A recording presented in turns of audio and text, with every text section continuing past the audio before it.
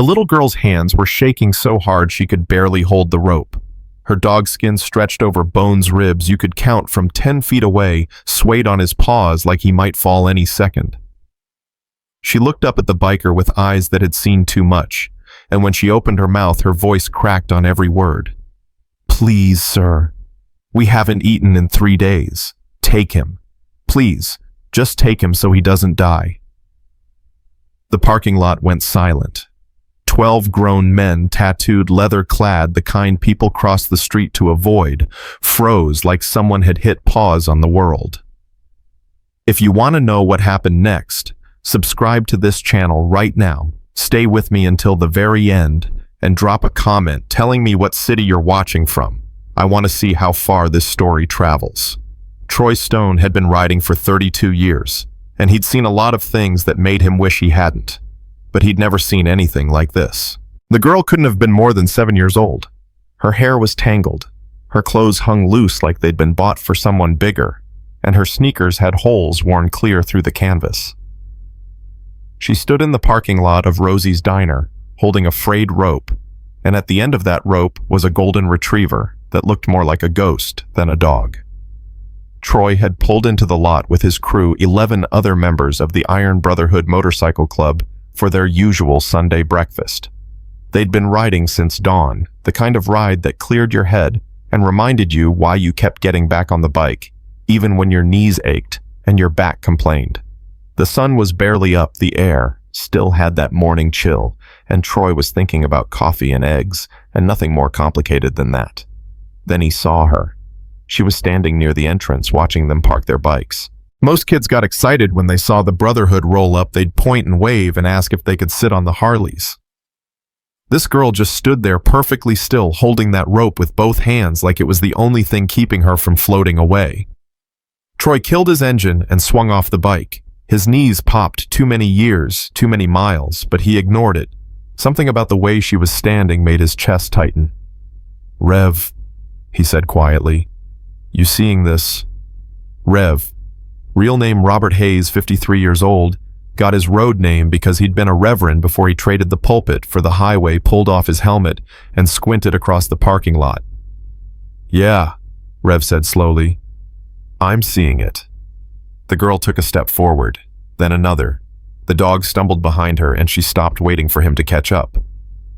"Troy," Doc said from somewhere behind him. Doc was the club's medic, former Army, did 2 tours in Iraq before he came home and decided he'd seen enough blood for one lifetime. That dog needs a vet, like yesterday. Troy knew. He could see it from here. The retriever's coat was dull and patchy, his eyes sunken, his movements slow and uncertain. The kind of slow that came from a body shutting down one system at a time. The girl reached them and stopped. She looked up at Troy, and he saw that her eyes were gray. Storm cloud gray, the kind of gray that made you think of rain and cold nights and being alone. She opened her mouth closed. It tried again. "Please," she whispered. Troy crouched down slowly, keeping his hands where she could see them. He'd learned a long time ago that some people, especially small people, especially people who'd been hurt, needed to see your hands. "Hey there," he said gently. "What's your name?" "Olivia." Her voice was barely audible. "Olivia Miller." "Olivia? That's a real pretty name." "I'm Troy. These are my friends." He gestured behind him without turning around. "What can we do for you, sweetheart?" Her chin started to tremble. She looked down at the dog, then back at Troy, and when she spoke again, her voice broke into pieces. "We haven't eaten in 3 days. Me and Buddy. My mom, she's sleeping in the car and she doesn't know I came here, but I can't watch him die." The words came faster now, tumbling over each other. "So please, please just take him. Take him somewhere he can eat. I don't care if I never see him again. He's such a good boy and he doesn't deserve this, so please." Whoa, slow down." Troy's chest felt like someone was squeezing it. "Olivia, honey, where's your dad?" Her face crumpled. "He's sick. He's really sick. He used to work at the factory, but they fired him and now we don't have anywhere to live and..." Okay, I need you to take a breath for me." Troy glanced back at his crew. Every single one of them was standing perfectly still, and he saw the same expression on all their faces. The expression that said they'd just stepped into something that was going to change the rest of their day, maybe longer than that. Olivia was crying now, silent tears that ran down her cheeks and dripped off her chin. She wiped at them with the back of her hand, smearing dirt across her face. "I'm sorry," she choked out. "I'm sorry, I know I shouldn't be bothering you. I didn't know what else to do." Troy felt something crack open inside his chest. He'd been a Marine for 8 years before an IED in Fallujah sent him home with a purple heart and a limp he'd carry for the rest of his life. He'd seen things that haunted him, done things he tried not to think about, and when he came back, he'd looked for something, anything that felt like purpose. He'd found it with the Brotherhood, found it in the ride in the brothers who watched his back and the work they did for families who needed help and had nowhere else to turn. But this was different. This wasn't a family asking for help. This was a child offering to give up the thing she loved most in the world because she thought it was the only way to save him. "Olivia," Troy said quietly, "I'm not taking your dog." Her eyes went wide. "But I'm not taking him because he's yours and he belongs with you. But I am going to help. Me and my brothers here, we're going to make sure you and Buddy get taken care of. Both of you. You understand?" She stared at him like he'd just spoken a foreign language. "Where's your mom right now?" Troy asked. Olivia pointed across the parking lot. Troy followed her finger and saw a beat-up sedan parked in the far corner, windows tinted with what looked like layers of dirt and grime, the kind of car that had seen better decades. "Rev," Troy said without looking away from Olivia. "Go wake her up, gentle, explain who we are. Doc, you take a look at the dog. Olivia, you come with me. We're going to get you and Buddy some food, and then we're going to figure this out." "But," Olivia started. "No buts. That's an order." Troy smiled, trying to take the edge off. "You came to the right people, sweetheart. We don't leave family behind. And right now, you're family." Rev headed toward the sedan. Doc knelt down next to Buddy, running his hands gently over the dog's ribs, checking his gums, looking in his ears. The rest of the crew formed a loose circle blocking the view from the street. Nobody said anything, but Troy knew what they were thinking. They were thinking the same thing he was. Somebody was going to pay for this. Inside the diner, Troy guided Olivia to a booth in the back. The place was mostly empty, just a few early morning regulars nursing coffee and reading newspapers. Rosie herself came over, a woman in her 60s with steel gray hair and eyes that didn't miss much. "Troy," she said. Then she looked at Olivia and her expression shifted. "Oh, honey." "Rosie, we need breakfast. A lot of it. And some plain chicken for the dog outside. Maybe some rice if you've got it." "Consider it done." Rosie didn't ask questions. She'd been feeding the Brotherhood for 15 years, and she'd learned a long time ago that when they brought someone in, there was always a story. She disappeared into the kitchen. Troy slid into the booth across from Olivia. She sat with her hands in her lap, staring at the table. "Olivia," Troy said gently, "I need you to tell me what happened. All of it. Can you do that?" She nodded slowly. When she started talking, her voice was so quiet, he had to lean forward to hear. "My dad used to work at Pritchard Manufacturing," she said. "He worked there for 12 years. He made parts for cars. He was really good at it. My mom said he was the best in his department." "What's your dad's name?" "Michael Miller." She twisted her hands together.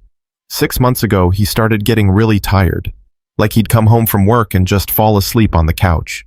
My mom kept telling him to go to the doctor, but he said we couldn't afford it. Our insurance wasn't very good. Troy felt his jaw tighten. He knew where this was going. "Then one day he collapsed," Olivia continued, "right there on the factory floor. They called an ambulance and everything. At the hospital, the doctors did a bunch of tests, and they said he has cancer in his stomach, and it's bad." "Jesus," Troy muttered. "The doctor said he needed treatment right away. Chemo something.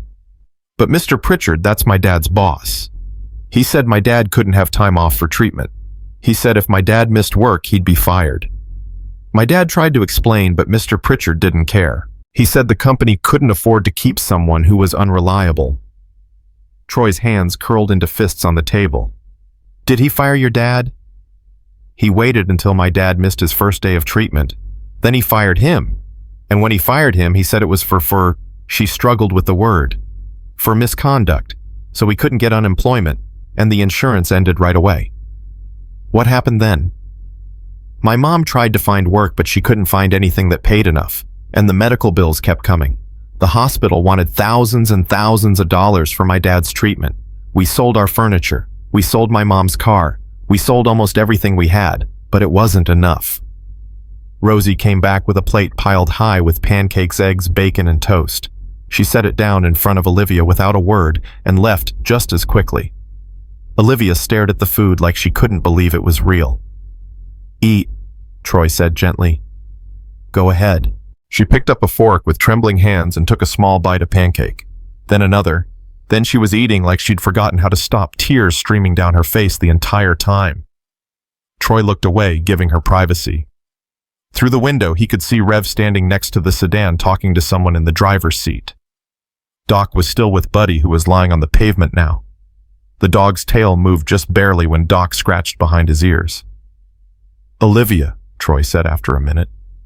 "What about your apartment? Where were you living?" She swallowed hard. "We had an apartment on Mason Street. We lived there for 5 years. But then," her voice dropped even lower, "then Mr. Morrison came." "Who's Mr. Morrison?" "He owns the building. He's owned it forever. But after my dad got fired, Mr. Morrison raised our rent. He said there was new market conditions or something. My mom tried to tell him we couldn't afford it, but he said if we couldn't pay, we had to leave." "How much did he raise it?" "It used to be $900 a month. He raised it to $1,500. Troy closed his eyes. $1,500 a month for an apartment on Mason Street, a neighborhood where half the buildings were falling apart, and the other half should have been condemned years ago. It was price gouging, pure and simple, raising rent on a family he knew was struggling, squeezing them until they broke.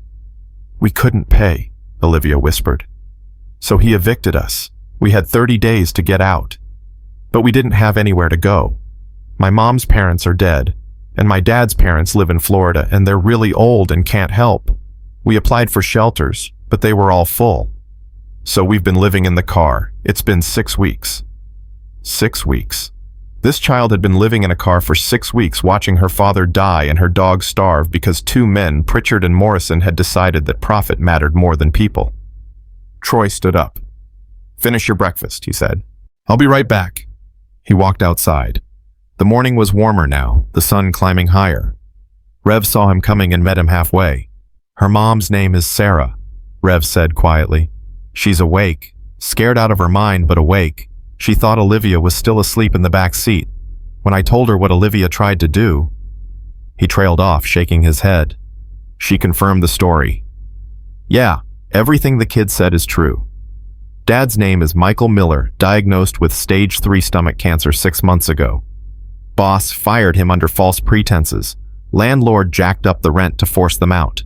They're living in that car with no money, no food, no options. Michael's in the back seat right now. Troy, he's bad, real bad. He needs a hospital." Troy looked at the sedan. Through the dirty windshield, he could see a woman in the front seat, thin worn, staring straight ahead with the kind of expression that came from being so far past exhausted that you couldn't remember what rest felt like. In the back seat, he could just make out the shape of a man lying down. "Names," Troy said. "I need names." She gave them to me already.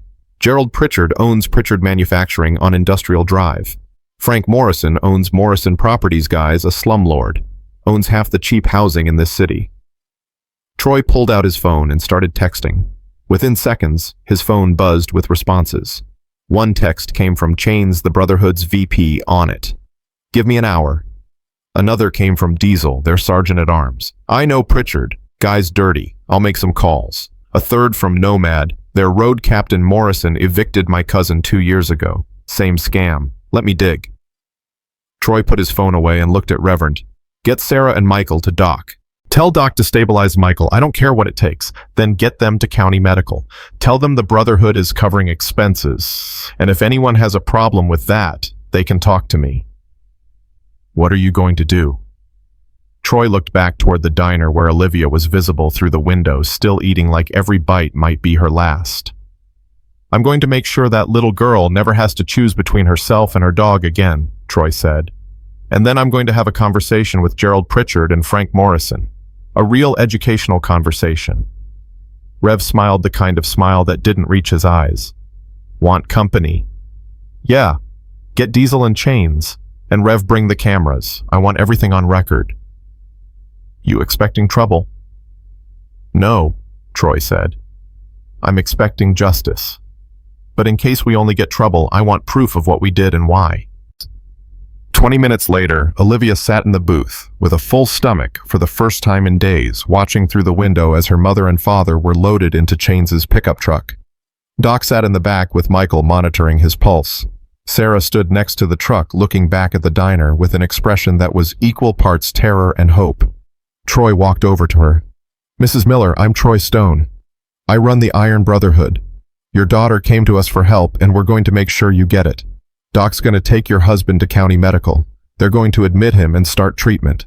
The bills are covered, all of them. Don't argue with me about it, just let us help."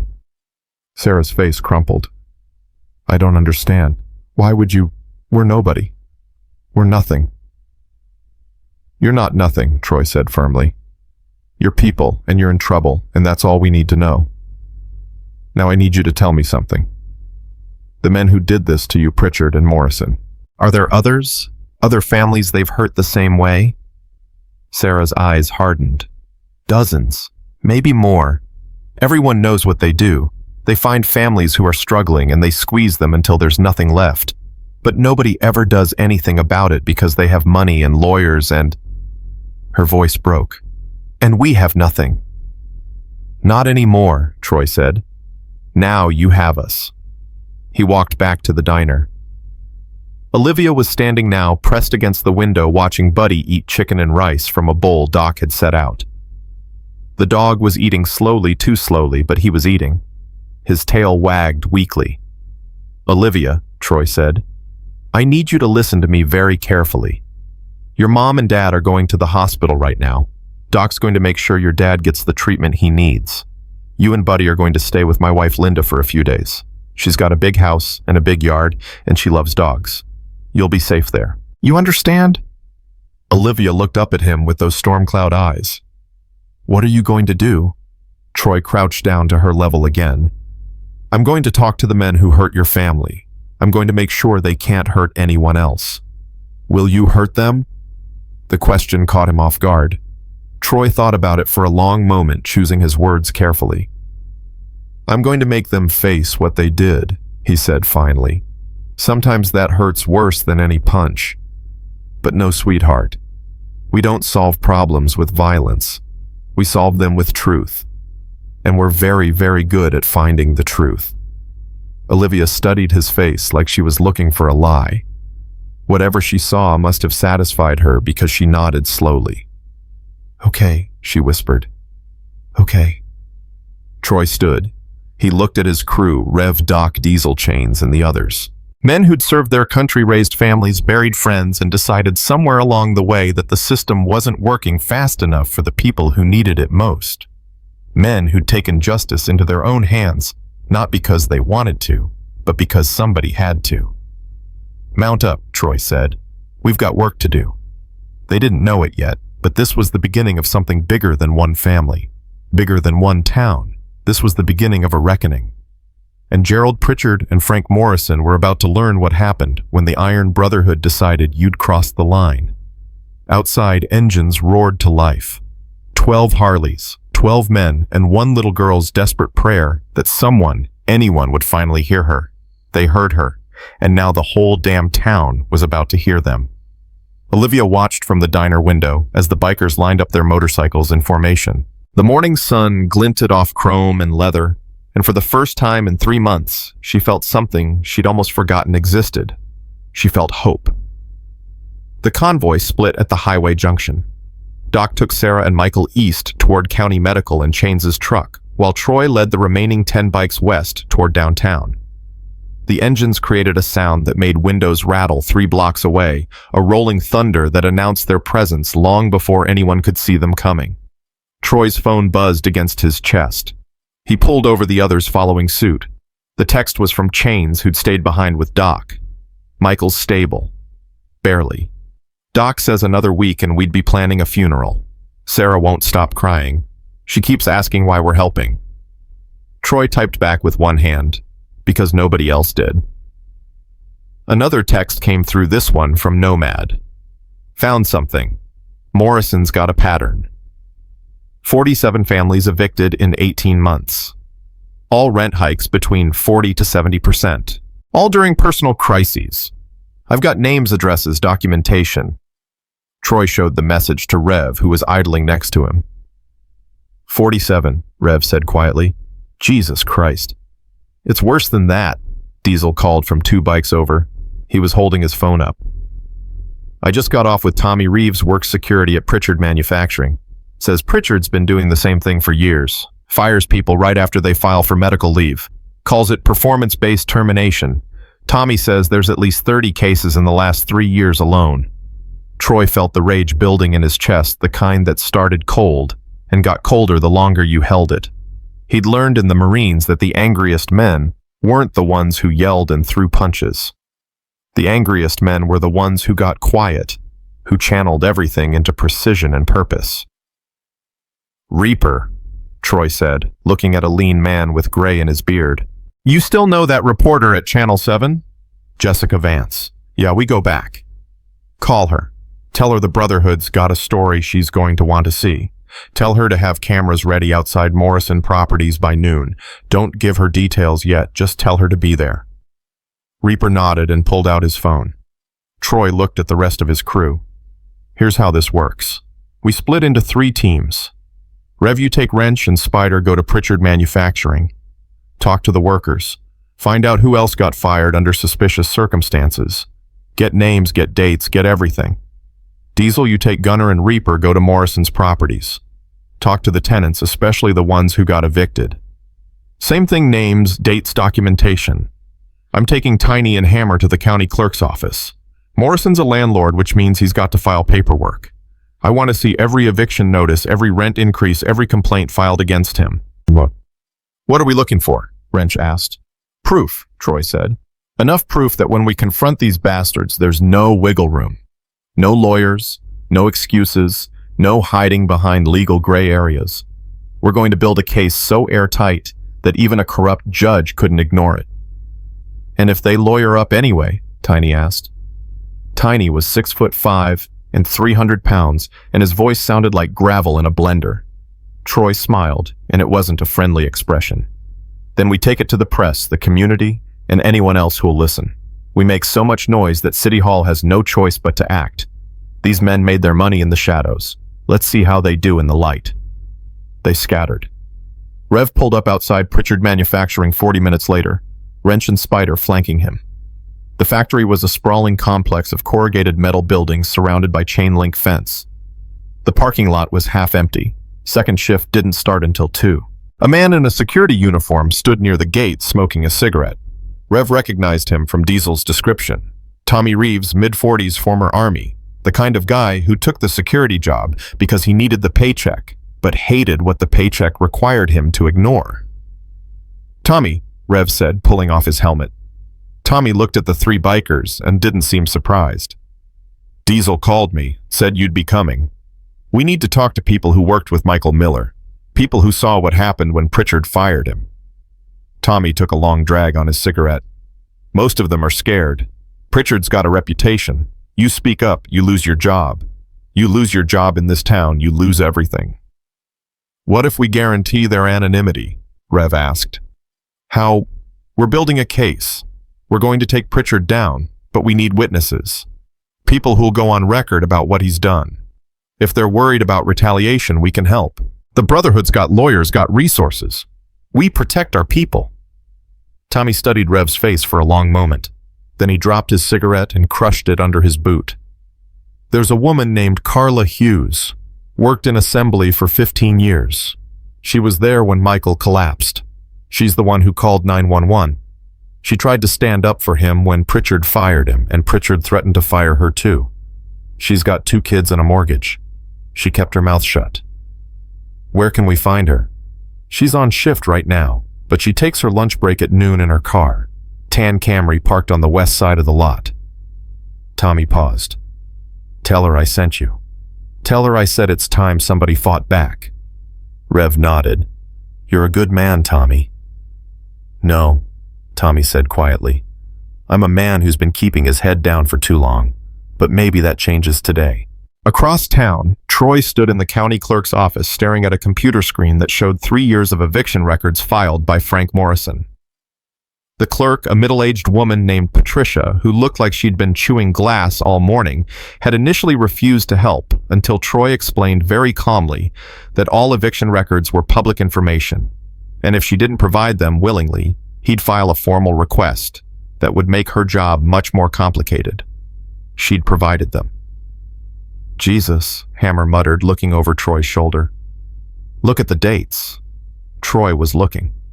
Morrison had filed 47 eviction notices in the past 18 months, but the pattern was even darker than that. Every single eviction came within 30 days of a documented personal crisis job loss, medical emergency family death. It was right there in the court filings the reasons tenants gave for falling behind on rent. And every single time, Morrison had raised the rent immediately before filing eviction. He's hunting them, Troy said slowly. He's specifically targeting families in crisis because he knows they can't fight back. Tiny leaned in. Why would he do that? Wouldn't it make more sense to keep reliable tenants? Troy scrolled through more records. Look at what happens after the evictions. He re-rents the same apartments at twice the price to new tenants. He's using the crisis to justify the rent increase, forcing out the old tenants, then renting to people who can afford the new rate. He's gentrifying his own properties one family at a time. Patricia cleared her throat. I shouldn't be telling you this, but Morrison's been under investigation before. 3 years ago, a group of tenants filed a complaint with the housing authority. Morrison buried it in legal motions until they ran out of money for lawyers. The case got dismissed. You have records of that case. I might have made copies before they were archived. She slid a manila folder across the desk. Hypothetically. Troy met her eyes. Why? Because I've worked here for 22 years and I've watched men like Morrison destroy families while hiding behind paperwork. Somebody needs to stop them. She paused. I'm glad it's you. Troy took the folder. Inside were depositions, financial records, complaints, everything they needed. Thank you, Patricia, he said quietly. Don't thank me. Just finish it. At Morrison Properties, Diesel stood outside a duplex on Mason Street talking to a woman named Rita Gonzalez. She was 48, worked 2 jobs, and Morrison had evicted her 11 months ago after her son was hospitalized with a ruptured appendix. The rent was $850, Rita said, her voice shaking with anger she'd clearly been holding back for almost a year. I was never late, not once in 6 years. Then Diego got sick. The hospital bill was $16,000. I told Morrison I needed 2 weeks to sort out the finances. You know what he did? Diesel waited. He raised my rent to $1,300 and gave me 30 days to pay everything I owed, including the new rate, or get out.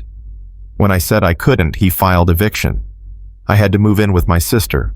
3 of us in a 1-bedroom apartment. Diego's 23, and he sleeps on the couch because there's nowhere else. Where are you living now?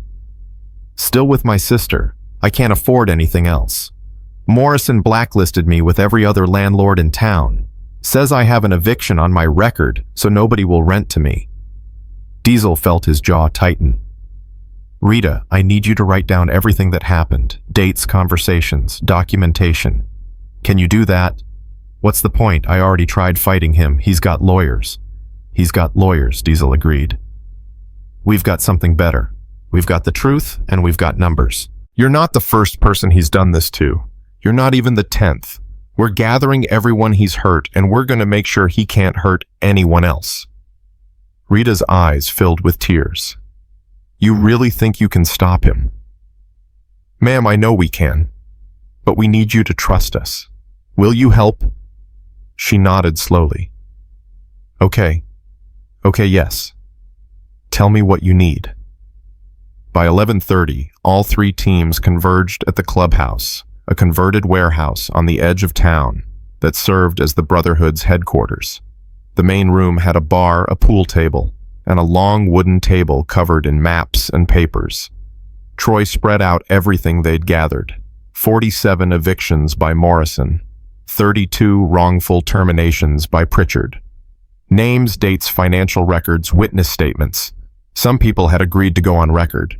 Others were still too scared, but they'd provided documentation anonymously. "It's enough," Rev said, studying the papers. "It's more than enough." Troy's phone rang. He answered. "Troy, it's Jessica Vance from Channel 7. Reaper said you had something for me. What am I looking at?" "Corporate exploitation on a scale that's going to make City Hall very uncomfortable," Troy said. "How fast can you get a camera crew to Morrison Properties?" "I'm already here. Reaper wasn't subtle. What's happening? You're about to watch the Iron Brotherhood hold 2 men accountable for destroying dozens of families. Bring your cameras. Bring your microphones. And Jessica. This is the kind of story that wins awards. Don't miss it." He hung up and looked at his crew. 12 bikes. We ride together. We park outside Morrison's office first. When we're done there, we go to Pritchard Manufacturing. Cameras will be rolling. Press will be watching. This is not about intimidation. It's about exposure. We're going to hand them all the evidence, and we're going to do it in front of the whole town. Everyone understand? 11 voices answered as one. "Yes, sir." "Yes." "Then let's ride." The convoy rolled down Main Street at exactly noon. People on the sidewalks stopped and stared. Cars pulled over. Store owners came to their windows. The Brotherhood didn't ride through downtown very often. When they did, it meant something was happening. Morrison Properties occupied a corner building with big glass windows and a sign that tried too hard to look professional. Troy counted 3 news vans already parked outside. Jessica Vance stood on the sidewalk with her crew camera already rolling. Troy parked his bike directly in front of the entrance. The others formed a line beside him, engines idling. The sound was enormous, a physical presence that made the windows vibrate. Frank Morrison appeared at the door.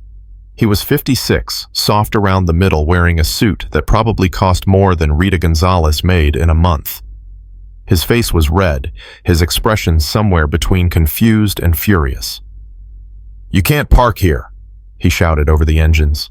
"This is private property. I'm calling the police." Troy killed his engine. One by one, the others did the same. The sudden silence was almost as loud as the noise had been. "Please do," Troy said calmly. He held up the manila folder Patricia had given him. "I'd love for the police to see this. I'd love for them to explain how you've evicted 47 families in 18 months, every single one during a documented personal crisis. I'd love for them to explain how that's legal." Morrison's face went from red to white. "I don't know what you're talking about." "No." Troy opened the folder and pulled out a sheet of paper. "Rita Gonzalez, evicted after her son required emergency surgery. Rent raised from $850 to $1,300. He pulled out another sheet. "David Chen, evicted after he lost his job when the factory closed. Rent raised from $900 to $1,500. Another sheet. "The Miller family, evicted after the father was diagnosed with cancer. Rent raised from $900 to $1,500. Jessica Vance was right there with her microphone. "Mr. Morrison, do you have a response to these allegations?" Morrison's mouth opened and closed. "This is harassment. I run a legitimate business." "You run a predatory operation," Troy said, his voice carrying across the street. "You target families when they're most vulnerable, raise their rent to prices you know they can't afford, then evict them so you can rent to someone else at an even higher price. And you've been doing it for years." A crowd was gathering now. Tenants from Morrison's Properties, people from the neighborhood, local business owners. Someone shouted, "He did it to my brother too." Another voice, "He evicted my mother." Morrison looked around wildly. "You have no proof of anything. Your lawyers will have a hard time defending you when the evidence is public record," Troy interrupted. He turned to Jessica Vance. "Everything I'm holding is available at the county clerk's office. Eviction notices, rent increases, complaints. It's all there. Anyone who wants to verify can do it themselves." Jessica's cameraman was getting all of it. Morrison backing toward his office door, the crowd getting larger. Troy standing calm and steady with the evidence in his hands. "Mr. Morrison," Jessica called, "are you denying that you specifically target families in crisis?" This is a smear campaign. These bikers, Troy said quietly, and something in his voice made everyone stop talking, are standing up for people who can't stand up for themselves. We're doing what the system failed to do. We're holding you accountable." Morrison's lawyer arrived, then a thin man in an expensive suit who looked like he'd been interrupted during lunch. He took one look at the cameras, the crowd, and the folder in Troy's hands, and Troy saw the exact moment the lawyer realized his client was in serious trouble. "My client has no further comment," the lawyer said quickly. "Any questions should be directed to our office." "That's fine," Troy said, "because we're not here to ask questions. We're here to make a statement. Frank Morrison has destroyed 47 families in this town. The evidence is public. The press has it. The people have it. And now the police are going to have it too." As if on cue, 2 patrol cars pulled up. Officers stepped out, looking confused about what they'd walked into. Troy handed the folder to the nearest officer. "Everything you need is right here. Documented evidence of predatory rental practices, exploitation of families in crisis, and potential fraud. I'm filing a formal complaint on behalf of the Iron Brotherhood and the families Morrison has harmed." The officer took the folder, flipped through it, and his expression changed. He looked at Morrison. "Sir, you're going to need to come down to the station." "This is ridiculous," Morrison sputtered. "I haven't done anything illegal." "Then you won't mind answering some questions," the officer said. Jessica Vance pushed her microphone forward again. "Mr. Morrison, how do you respond to accusations that you've intentionally targeted vulnerable families?" Morrison shoved past her toward his car. The cameras followed him. The crowd followed him. And when he drove away, lawyer in the passenger seat, face pale with panic, a cheer went up from the people watching. Troy climbed back on his bike. "One down," he said to Reverend, "one to go." The ride to Pritchard Manufacturing took 15 minutes. By the time they arrived, word had spread. 30 factory workers stood outside the gates, and Troy recognized Carla Hughes from Rev's description. Stocky mid-40s, arms crossed, looking like she'd been waiting for this moment for 6 months. Gerald Pritchard's car was parked in the executive lot. Troy could see him through the office window, pacing back and forth with a phone pressed to his ear. The Brotherhood parked their bikes and waited. Jessica Vance's crew pulled up moments later, and this time there were 4 news vans instead of 3. The story was already spreading. Carla Hughes walked up to Troy. "You're the one who talked to Tommy Reeves." "Yes, ma'am. I've got 17 people ready to go on record about what Pritchard's done. Wrongful terminations, medical discrimination, intimidation tactics. We've been documenting it for years, but nobody would listen." Troy smiled. "People are listening now." Pritchard emerged from the building, 2 security guards flanking him. He was younger than Morrison, early 40s, and he moved with the kind of confidence that came from never being challenged. That confidence faltered when he saw the cameras. "This is private property," Pritchard announced. "You're all trespassing. Security, clear them out." The security guards looked at the 12 bikers, the news cameras, the crowd of their own co-workers, and didn't move. "Come on," Pritchard snapped. "Do your jobs." One of the guards, not Tommy Reeves, but a younger man Troy didn't recognize, spoke up. "Mr. Pritchard, I think you should listen to what they have to say." Pritchard's face flushed. "You're fired." "No," Troy said, stepping forward. "He's not. Because in about 5 minutes you're not going to be in a position to fire anyone." He held up another folder, this one compiled by Rev and the workers who'd finally found the courage to speak. 32 wrongful terminations in 3 years. Every single one filed immediately after the employee requested medical leave or filed a workers' compensation claim. You've been systematically purging your workforce of anyone who might cost you money in insurance or medical coverage. Pritchard's lawyer must have been on speed dial because he appeared within minutes, but by then it was too late. The news cameras had everything. Carla Hughes was giving an interview about watching Michael Miller collapse and seeing Pritchard fire him anyway.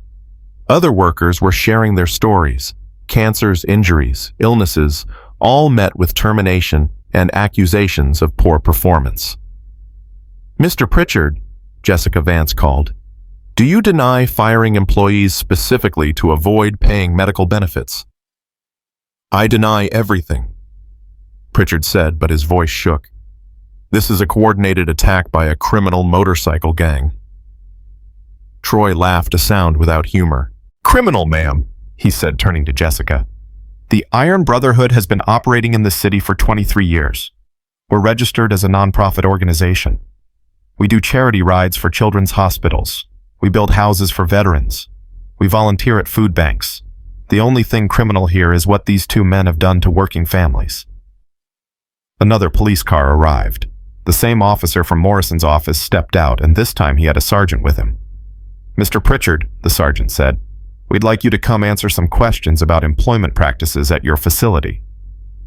Pritchard looked at his lawyer. The lawyer looked at the cameras. Nobody had a good option. My client will cooperate fully, the lawyer said, which was lawyer speak for, we're in trouble and we know it. As Pritchard was led to the patrol car, Carla Hughes walked up to Troy. Her eyes were wet. Michael Miller was a good man, she said. He didn't deserve what happened to him. None of them did. I know, Troy said gently. But it ends today. You and the others, you're heroes for speaking up. Don't forget that. She nodded, wiping her eyes. What happens now? Now the system does its job. We've given them everything they need. The evidence, the witnesses, the press coverage. They can't ignore it. They can't bury it. Morrison and Pritchard are done. The Brotherhood rode back to the clubhouse in silence, exhaustion settling over them like a heavy blanket. They'd been awake for 16 hours and the adrenaline was starting to fade. Troy's phone rang. It was Doc. Michael's stable, Doc said. They've started treatment. Sarah's with him. She wanted me to tell you. His voice caught. She wanted me to tell you that you gave them their lives back. Troy closed his eyes. How's Olivia? Linda says she's asleep on the couch with Buddy. The dog's doing better. Ate a full meal. Vet says another few days of care and he'll be fine. Good. That's good. When Troy hung up, Rev was watching him. We did it, Rev said quietly. We started it, Troy corrected. Tomorrow we make sure it finishes. But even as he said it, Troy knew something had shifted. They'd pulled on a thread and the whole fabric was starting to unravel. 47 families Morrison had evicted. 32 employees Pritchard had fired. Those were just the ones they'd found in one day. How many more were out there? How many other Morrisons and Pritchards were hiding in plain sight, destroying lives while the system looked the other way? Troy looked at his crew, tired, angry, determined, and realized that this wasn't over. This was just beginning. And the Iron Brotherhood had just declared war on every predator who thought they were too powerful to touch. Morning came fast and hard. Troy woke at 5:30 to his phone vibrating against the nightstand. 17 missed calls, 34 text messages, and 6 voicemails. He sat up, his back complaining about yesterday's ride, and started reading. The first text was from Jessica Vance. Story went national. CNN picked it up. You need to see this. The second was from Nomad. Morrison's lawyer called me. Wants to negotiate. Says his client is willing to settle. The third made Troy's blood run cold. It was from Tommy Reeves. Pritchard's threatening everyone who talked. Says he'll sue for defamation. Workers are scared. Troy called Rev before he'd even gotten out of bed. You see the messages? Rev answered, voice rough with sleep. Yeah, we've got problems. We've got bigger problems than that. Check the news. Troy turned on the television. Channel 7 was running the story on loop footage from yesterday interviews with the evicted family's shots of Morrison being led away by police. But it was the scroll at the bottom of the screen that caught his attention. Breaking landlord Frank Morrison released on bail. Manufacturing executive Gerald Pritchard denies all wrongdoing. They're out, Troy said flatly. Yeah, and now they're fighting back. Morrison's claiming we harassed him. Pritchard's saying we coerced his employees into lying. They're spinning this as a hit job by a biker gang. Troy felt the rage ignite again, colder than before. Where are you two? Clubhouse. Half the crew's already here. We need to talk. Give me 20 minutes.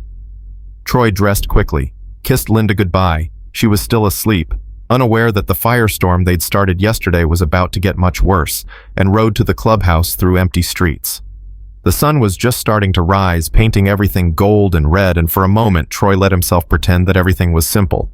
Just him and the bike and the road. Then he pulled into the clubhouse lot and saw 11 motorcycles already parked, and reality crashed back down. Inside, the crew was gathered around the television. Someone had made coffee. Nobody was drinking it. "They're trying to bury us," Diesel said without preamble. "Morrison's got 3 lawyers working on a harassment case.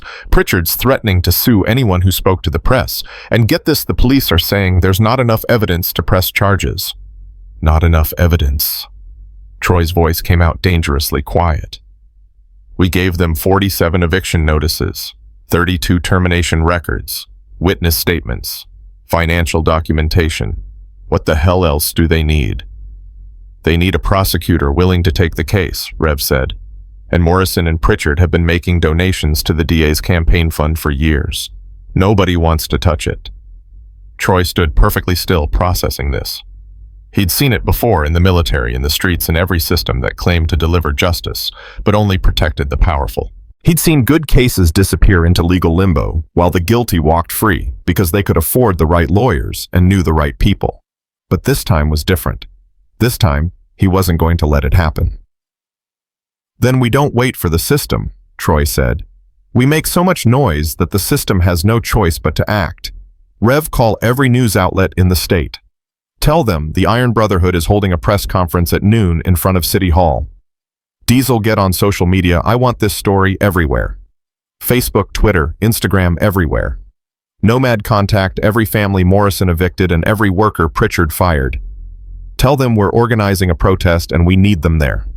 Chains, you and Doc check on the Millers. Make sure they're safe, and make sure Michael's getting his treatment." "What are you going to do?" Wrench asked. "I'm going to pay a visit to the district attorney and remind him who he actually works for." The DA's office opened at 8. Troy was waiting outside at 7:45, arms crossed, watching the parking lot fill with Mercedes and BMWs and people in suits who'd never worried about rent or medical bills or whether their kids would eat that day. District Attorney Marcus Webb arrived at 7:58 in a black Lexus. He was 52, silver hair, expensive watch, the kind of man who'd spent his entire career climbing ladders and making sure nobody below him got high enough to knock him off. Troy stepped in front of his car. Webb hit the brakes, eyes going wide, then narrowed with recognition. He rolled down the window. "Mr. Stone, I've been expecting you." "Then you know why I'm here." "I know you're upset about yesterday's events, but I assure you—" "Stop," Troy said. "Don't give me the politician speech. I've heard it before and it makes me sick. You've got evidence of criminal exploitation, and you're sitting on it because Morrison and Pritchard write checks to your campaign." Webb's jaw tightened. "That's a serious accusation." "It's a fact. Public record shows they've donated over $40,000 to your last 3 campaigns. So here's what's going to happen. You're going to press charges against both of them, or I'm going to make sure every voter in this county knows you let criminals walk because they paid you to. You can't threaten me." "I'm not threatening you. I'm giving you a choice. Do your job or lose it. Because at noon today, I'm standing in front of City Hall with 47 evicted families, 32 wrongfully terminated workers, and every news camera in the state, and I'm going to ask one very simple question. Why is the DA protecting the men who destroyed these people's lives?" Webb stared at Troy for a long moment. "You don't know what you're dealing with. Morrison and Pritchard have connections, powerful people who won't let this go forward. Then those powerful people can explain themselves on national television." "Your move, Mr. Webb." Troy walked away before Webb could respond. His phone was ringing before he reached his bike. "Troy, it's Jessica Vance. I just got a call from Morrison's legal team. They're offering an exclusive interview if we stop running the story." "Tell them no." "I already did. But there's something else. I've been digging into Morrison's finances. He's not just a landlord, he owns 12 properties across 3 counties, combined value of over $15 million. And here's the interesting part. Most of those properties were purchased in the last 5 years, right when he started the aggressive eviction pattern." Troy felt something click into place. "He's been using the evictions to fund expansion." "Exactly. Raise rent, force out tenants who can't pay, flip the property to higher income renters, use the increased revenue to buy more properties. It's a cycle. And Pritchard's doing something similar. Firing sick workers saves him hundreds of thousands in insurance costs, which he's been funneling into offshore accounts. Can you prove it? Give me 48 hours. I've got a forensic accountant looking at everything. But Troy, if this is as bad as I think it is, Morrison and Pritchard aren't just predatory. They're running organized fraud operations. Troy thanked her and hung up. The pieces were coming together, but they were coming together into something bigger and darker than he'd anticipated. This wasn't just two men exploiting vulnerable families. This was systematic, calculated, and profitable enough that they'd built empires on it. And empires fought back. His phone rang again. Chains this time. We've got a problem at the hospital. You need to get here, now. Troy didn't ask questions. He just rode. He found Chains and Doc standing outside Michael Miller's hospital room, both looking tense. Through the window, Troy could see Sarah sitting next to Michael's bed, holding his hand. Michael was awake, but barely, pale and thin, hooked up to machines that beeped and hummed. What happened? Troy asked. Pritchard's lawyer showed up 20 minutes ago, Doc said quietly. Tried to serve Michael with a lawsuit for defamation. Said if Michael doesn't recant his statement about being fired illegally, they'll sue him for everything he has. He doesn't have anything. That's the whole point. The lawyer said they'd go after Sarah's wages, future earnings, anything they can touch. Said they'd make sure the family never financially recovers. Troy felt the cold rage crystallize into something sharp and focused. Where's the lawyer now? Hospital security escorted him out, but Sarah's terrified. She's talking about dropping the whole thing. Says it's not worth losing everything. Troy looked through the window at Sarah, at the fear in her eyes, at Michael barely conscious in the bed, and something inside him snapped. Doc, you stay here. Don't let anyone in that room except medical staff. Chains, you're with me. Where are we going? To have a conversation with Gerald Pritchard. Pritchard Manufacturing looked different in full daylight, with no crowd and no cameras. The parking lot was busy with shift change workers coming and going. Nobody paying attention to the two motorcycles that pulled up to the executive entrance. Troy and Chains walked through the front door like they owned the place. The receptionist, young nervous, stood up quickly. I'm sorry you can't. We're here to see Gerald Pritchard, Troy said calmly. Tell him Troy Stone is here, and if he doesn't see me in the next 60 seconds, I'm going to walk through this building floor by floor until I find him. She picked up the phone with shaking hands. They waited. 53 seconds later, Pritchard appeared from a hallway flanked by two security guards. He looked tired, dark circles under his eyes, tie loose, the confidence from yesterday completely gone. You're trespassing, Pritchard said. You sent a lawyer to threaten a dying man in his hospital bed, Troy replied. Let's talk about who's crossing lines. I don't know what you're talking about. Yes, you do. And here's what's going to happen. You're going to withdraw that lawsuit. You're going to issue a public apology to Michael Miller and every other worker you've fired, and you're going to establish a fund to compensate them for lost wages and medical expenses. Pritchard laughed, a sound without humor. Or what? You'll beat me up. Go ahead. Assault me in front of witnesses. Give my lawyers exactly what they need to destroy you. Troy stepped closer. He didn't raise his voice. He didn't need to. I'm not going to touch you, Gerald. I don't need to. Because in 2 hours, I'm standing in front of City Hall with every person you've hurt, every reporter in the state, and documented proof that you've been running a fraud operation for years. And when they arrest you, not if, when you're going to find out what it's like to lose everything. Your business, your money, your freedom. And unlike the people you destroyed, you'll deserve every second of it. Pritchard's face had gone white. You're bluffing. Am I? Check your phone. Check the news. This story's already gone national. Your name is trending on Twitter. The State Labor Board opened an investigation this morning, and that's just the beginning. So here's your choice. Do the right thing now, or watch everything you built burn to the ground. For a long moment, nobody moved. Then Pritchard's phone buzzed. He looked at it, and whatever he saw made his hands start shaking. Get out, he whispered. "Withdraw the lawsuit," Troy said. "You've got until noon." They walked out. At 11:45, Troy stood on the steps of City Hall, looking at a crowd that had grown far beyond anything he'd anticipated. The 47 families Morrison had evicted were there. The 32 workers Pritchard had fired were there. But so were hundreds of others, people from the community, other victims' supporters who'd seen the news and decided they were done, watching from the sidelines. The news cameras had multiplied too. Troy counted 11 different outlets, some local, some national. Jessica Vance was front and center with her crew, and she gave him a small nod. Rev stood next to Troy along with Diesel, Chains, Doc, and the rest of the Brotherhood. Behind them, a banner someone had made overnight read "No Family Left Behind." Troy's phone buzzed.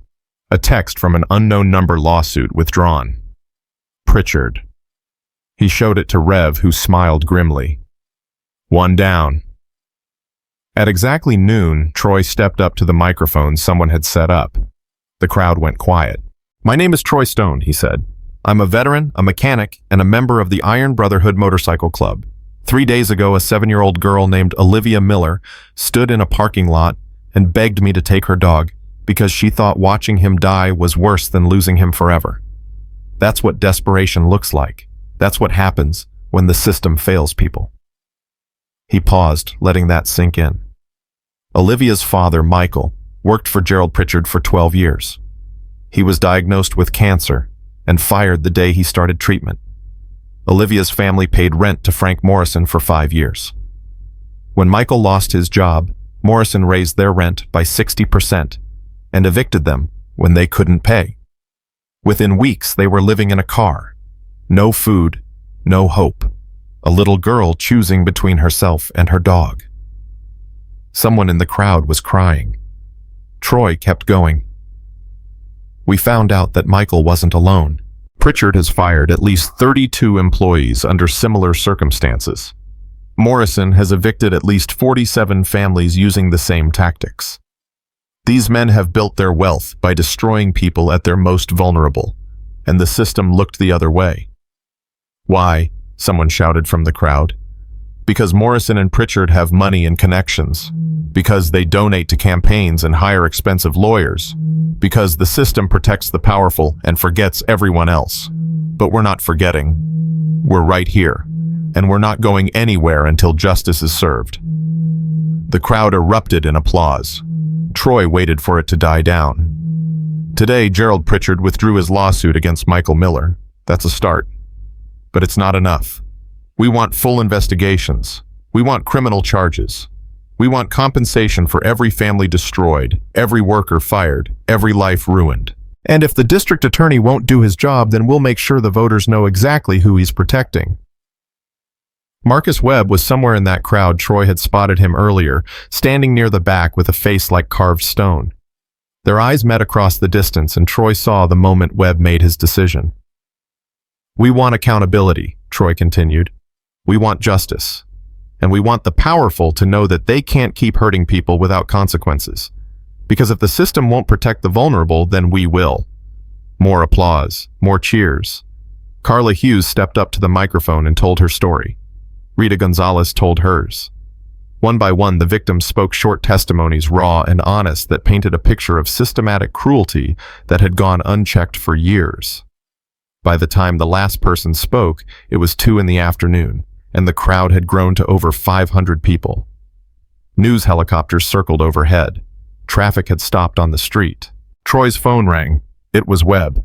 "You win," the DA said without preamble. "I'm filing charges. Morrison and Pritchard both. Fraud, exploitation, racketeering if I can make it stick. But Stone, you need to understand something. These men have resources. This is going to be a long fight." "We've got time," Troy said. "And we've got something they don't." "What's that?" "The truth. And people who won't give up until it matters." At 3 o'clock, police arrived at Morrison Properties with arrest warrants. Frank Morrison was taken into custody in front of a dozen cameras, handcuffs glinting in the afternoon sun. His lawyer shouted about unlawful prosecution. Nobody listened. At 3:30, Gerald Pritchard was arrested at his home. He didn't shout. He just stared at the ground while officers read him his rights, and Troy, watching the footage on his phone, thought he looked smaller somehow, like the armor of wealth and power had been stripped away to reveal something weak and frightened underneath. By 4 o'clock, both men were being processed at county jail. Bail was set at $500,000 each. Troy sat in the clubhouse watching the news with his crew exhaustion settling over all of them. They'd been running on adrenaline and coffee for 3 days straight, and now that the immediate crisis was over, the crash was hitting hard. "We did it," Wrench said quietly. "We actually did it." "We started it," Troy corrected, echoing what he'd said 2 days ago. "The trial's going to take months, maybe longer, and we need to be there for every family affected. This isn't over." "But we won," Diesel insisted. "You can't tell me we didn't win." Troy thought about Olivia holding that rope, begging him to take her dog. He thought about Sarah sitting in that hospital room, terrified that speaking up would cost her everything. He thought about 47 families and 32 workers who'd been invisible until 3 days ago. "Yeah," he said finally. "We won, but only because a 7-year-old girl was brave enough to ask for help. Never forget that." His phone buzzed. "A text from Linda. Olivia wants to talk to you. Can you come home?" Troy stood his knees, protesting. "I've got to go. Rev, you're in charge. Make sure someone's keeping track of all the families. I want regular check-ins. Make sure they've got what they need. Diesel, coordinate with Jessica Vance on the ongoing coverage. Everyone else get some rest. We earned it." He rode home through streets that felt different somehow, like the city had shifted on its axis. Maybe it had. Maybe they'd proven that ordinary people, veterans and mechanics and bikers who society looked at sideways, could stand up against the powerful and win. Maybe they'd proven that justice wasn't just something that happened in courtrooms and law books. Sometimes it happened on the street and parking lots in front of cameras with engines roaring and truth too loud to ignore. At home, Linda met him at the door. She kissed him gently. "You look exhausted," she said. "I am. Where's Olivia?" "Backyard, with Buddy." Troy walked through the house to the back door. Through the window, he could see Olivia sitting in the grass with Buddy sprawled across her lap. The dog looked better. Fur, shinier eyes, brighter tail wagging steadily. Olivia was talking to him, words Troy couldn't hear, and Buddy's ears twitched with every sound. Troy stepped outside. Olivia looked up and smiled a real smile, the first he'd seen from her. "Hi, Mr. Troy." "Hi, sweetheart. Your mom called. Said your dad's doing better. The doctors said the treatment's working. They said he might get to come home in a few weeks." Her voice trembled with hope. "Is that really true?" "That's really true. And we don't have to live in the car anymore." "No, honey, you don't. The Brotherhood's setting your family up in a real apartment. Rent's covered for 6 months while your parents get back on their feet. And your dad's medical bills, we're working on getting those covered too." Olivia's eyes filled with tears. "Why are you being so nice to us?" Troy sat down in the grass next to her. Buddy immediately tried to climb into his lap, tail wagging like crazy, and Troy laughed and scratched behind the dog's ears. "Because everyone deserves help when they need it," Troy said simply. "And because you were brave enough to ask. You saved your family, Olivia. You know that. I didn't do anything. You did everything." "No. You did the hardest thing. You stood in a parking lot with nothing but hope and asked strangers to care. That takes more courage than anything I've ever done. And you reminded all of us why we do this work. You reminded us what matters." She was crying now, silent tears that soaked into Buddy's fur when she pressed her face against him. Troy put his arm around her shoulders and let her cry, because sometimes that's all you could do. Sometimes tears were the only way to process everything. The fear, the relief, the impossible weight of carrying too much for too long. After a while, she looked up at him with those storm cloud eyes, and this time they didn't look quite so gray. This time, there was light in them. "Thank you," she whispered, "for not taking Buddy, for helping my dad, for everything." "You don't have to thank me, sweetheart. Just promise me something." "What?" "Promise me you'll remember this. Remember that when things are bad, really bad, there are still good people in the world. And promise me that when you grow up, you'll be one of those good people for someone else who needs help. Olivia nodded solemnly. I promise. Troy smiled and stood up, his back reminding him that he was 54 years old and had been on a motorcycle for 3 days straight. Linda appeared with lemonade and cookies, and they sat in the backyard as the sun started to sink toward the horizon, painting everything gold and orange and impossibly beautiful. Inside, Troy's phone kept buzzing with messages, updates from the crew, interview requests from journalists, thank you texts from families. He ignored all of it. Right now, this moment was what mattered. This little girl who'd almost lost everything sitting safe in the grass with her dog, learning that the world could be cruel, but it could also be kind.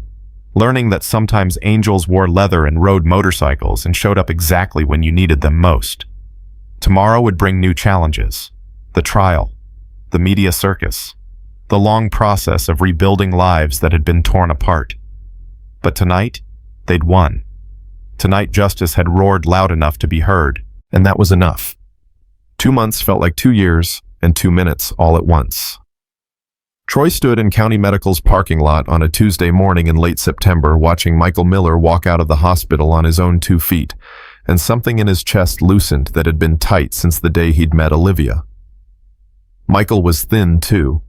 Thin, the kind of thin that came from months of poison pumped into your veins to kill the poison already inside you, but he was standing. Sarah held his arm, not because he needed the support, but because she couldn't seem to stop touching him, like she had to keep confirming he was real and solid and still here. Olivia ran ahead with Buddy, the dog healthy now, golden fur shining in the morning sun. And when she turned back to look at her parents, her face held something Troy hadn't seen that first day in the parking lot. Joy. Pure, uncomplicated joy. The doctors said the cancer's in remission, Sarah said when they reached Troy. Her voice still carried disbelief, like she was afraid if she said it too loud, the universe would take it back. They said it could come back, but right now he's okay. Michael extended his hand, and Troy shook it carefully, aware of how fragile the man still was. I don't know how to thank you, Michael said quietly. The treatment, the apartment, the job. You don't thank me, Troy interrupted gently. You live. You watch your daughter grow up. You be there for your wife. That's all the thanks anyone needs. Sarah was crying again, but these were different tears than the ones Troy had seen 2 months ago. These were the kind that came from relief so profound it had nowhere else to go. The apartment's ready, Troy continued. Fully furnished, first 6 months rent paid, utilities covered. Rev's got the keys. And Sarah, we meant what we said about the job. Garage needs a bookkeeper, position's yours if you want it. I want it, Sarah said immediately. I start Monday. Good. Michael, you focus on getting your strength back.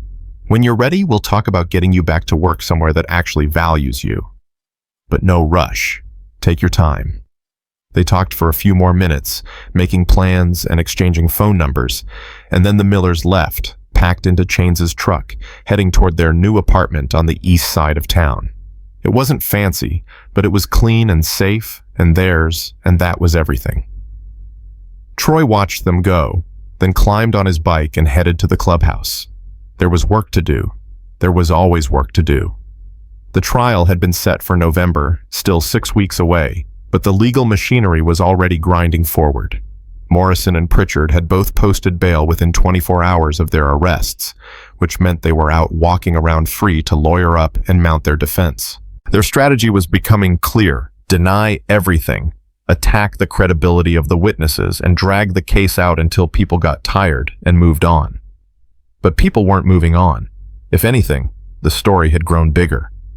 The national coverage had brought attention from advocacy groups, legal aid organizations, and investigative journalists who'd started digging into Morrison and Pritchard's financial records. What they'd found made the original 47 evictions and 32 firings look like just the tip of something much darker. Jessica Vance had been right about the offshore accounts. Pritchard had been hiding money in the Cayman Islands for years. Profits skimmed from insurance savings every time he fired a sick worker. The State Labor Board had opened a federal investigation, and the IRS had gotten involved too. Tax evasion charges were likely coming on top of everything else. Morrison's situation was even worse. His aggressive eviction pattern wasn't limited to this city. He owned properties in 3 counties, and investigators had found evidence of similar exploitation across all of them. Over 200 families affected. Millions of dollars in ill-gotten rent increases. And here was the kicker: Morrison had been using shell companies to hide his ownership, which meant he'd been evading property taxes for years, while simultaneously squeezing tenants for every penny they had. The Brotherhood's clubhouse had become an unofficial headquarters for coordinating the response. Families came through daily, some needing help with legal paperwork, others looking for resources, many just wanting to thank the crew or share their stories. Rev had started keeping a log documenting everything, building a database that would be crucial for the trial. Troy walked into the clubhouse and found chaos. Not bad chaos, productive chaos. Diesel was on the phone with another news outlet. Wrench was helping a family fill out housing assistance forms. Doc was reviewing medical records for workers who'd been fired by Pritchard. Nomad was organizing a food drive for families still struggling to get back on their feet. "Troy," Rev called from across the room. "We've got a situation." Troy's shoulders tensed. "What kind of situation?" "The good kind, I think. Come look at this." Rev's laptop showed a GoFundMe page that had been started by someone in the community. Troy didn't know who to help the affected families. The goal had been $50,000. The current total was approaching $300,000. "Jesus," Troy muttered. "It gets better. 3 different law firms have offered to represent the families pro bono. A housing nonprofit contacted us about helping relocate people who are still homeless. And this morning the mayor's office called." "What did they want?" "They want to meet with us, officially. They're calling it a community dialogue about predatory business practices and housing reform." Troy sat down slowly. "They're covering their asses." "Of course they are, but they're also acknowledging the problem, which means we've got leverage. We can push for actual policy changes, rent control, tenant protections, medical leave laws that actually have teeth." It was more than Troy had dared hope for. They'd started this, trying to help one family, and somehow it had snowballed into something that might actually change the system itself. "When's the meeting?" Troy asked. "Thursday afternoon. You, me, and Diesel are invited. So are representatives from the affected families. Make sure Carla Hughes and Rita Gonzalez are there. They've earned a seat at that table." Rev nodded and made a note. "There's something else. We've been getting calls from other towns. People who've seen the coverage and think they might have similar situations happening in their communities. Landlords exploiting tenants. Employers firing sick workers. Same patterns, different places." Troy rubbed his face. "We can't help everyone." "No, but we can share what we learned. How we organized, how we gathered evidence, how we got the media involved. We can give people a blueprint." It made sense, but it also made Troy tired just thinking about it. The last 2 months had been non-stop coordinating families, dealing with lawyers, talking to press, managing the crew. He'd barely slept, barely eaten, barely stopped moving long enough to process everything that had happened. But then his phone buzzed with a text from Linda. "Olivia drew you a picture. She wants to give it to you." And just like that, the exhaustion didn't matter. This was why they did it. For kids like Olivia who got to draw pictures instead of begging strangers to take their dogs. For families like the Millers who got second chances they'd earned but never received. For communities that learned they didn't have to accept cruelty as inevitable. "Set up the meeting with the mayor," Troy said, "and Rev start putting together that blueprint. If we can help other towns avoid what happened here, we do it." The next few weeks blurred together. The meeting with the mayor happened tense.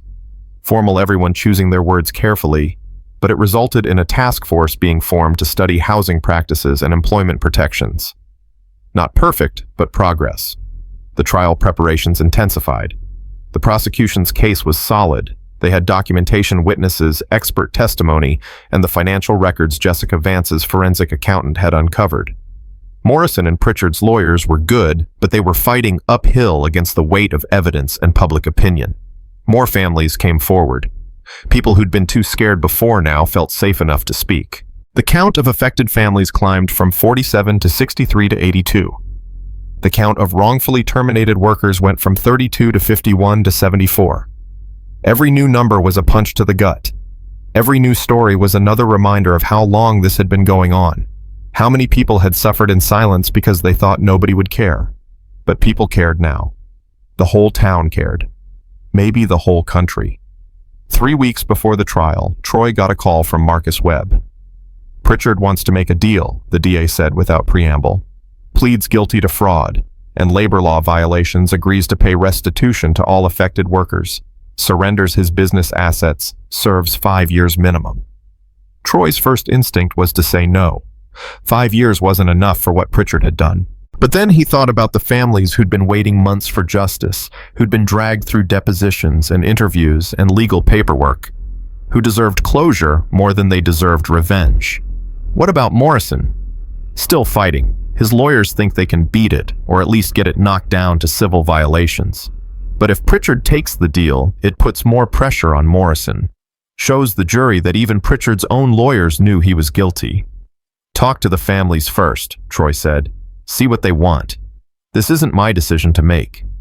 Troy, these people look to you, which is why I'm telling you to ask them directly. They've been voiceless long enough. Let them decide. Webb sighed, but agreed. Over the next week, he and his team reached out to every worker Pritchard had fired. The response was nearly unanimous. Take the deal. They wanted their money, they wanted Pritchard punished, but most of all, they wanted it to be over. Carla Hughes said it best when Troy talked to her. 5 years in prison, losing his business, paying back everything he stole, that's justice. Not perfect justice, but real justice. And I'll take real over perfect any day. Pritchard accepted the deal on a Thursday morning. The news cameras were there to capture him, walking into court, standing before the judge, saying the words that ended his freedom and his empire. He looked smaller somehow, shoulders slumped, the arrogance completely gone. When the judge asked if he had anything to say, Pritchard was silent for a long moment. Then quietly, I'm sorry. For what I did. For the people I hurt. I'm sorry. It wasn't much. It didn't undo the damage. But it was something, and something was more than victims usually got. Morrison's trial started 2 weeks later. The courtroom was packed, families in the gallery, press in the back row. Brotherhood members scattered throughout, providing support and presence.